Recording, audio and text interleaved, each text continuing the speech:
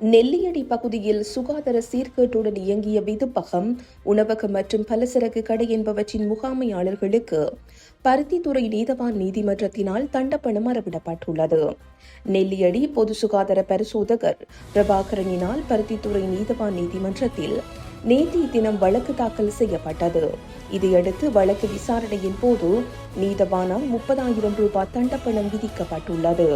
சித்திரை புதுவருட பண்டிகை நாட்களில் பொது சுகாதார பரிசோதகர் குழுவினரால் தொடர்ச்சியாக மேற்கொள்ளப்பட்ட விசேட சோதனை நடவடிக்கையின் போது குறித்த சுகாதார சீர்கேடுகள் கண்டறியப்பட்டன.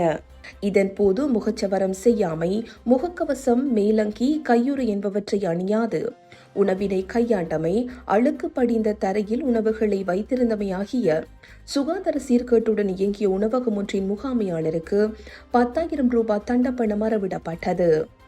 இதேபோன்று சுகாதார சீர்கேட்டுடன் இயங்கிய விதுப்பகத்தின் முகாமையாளருக்கும் 10,000 ரூபாய் தண்டப்பணம் அறவிடப்பட்டது. அத்துடன் எலியேச்சங்கள் மற்றும் அழுக்கான இடங்களில் உணவுப் பொருட்களை வைத்திருந்தமை உறுதி செய்யப்பட்ட பலசரக்கு கடை முகாமையாளருக்கு 10,000 ரூபாய் தண்டப்பணம் அறவிடப்பட்டது.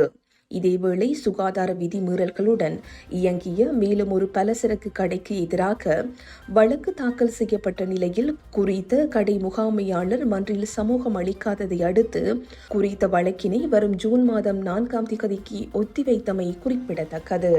இந்த செய்தி உள்ளிட்ட மேலதிக விரிவான செய்திகளுக்கு www.behindmenews.org என்ற எமது இணைய பக்கத்தினை பார்வையிடவும்.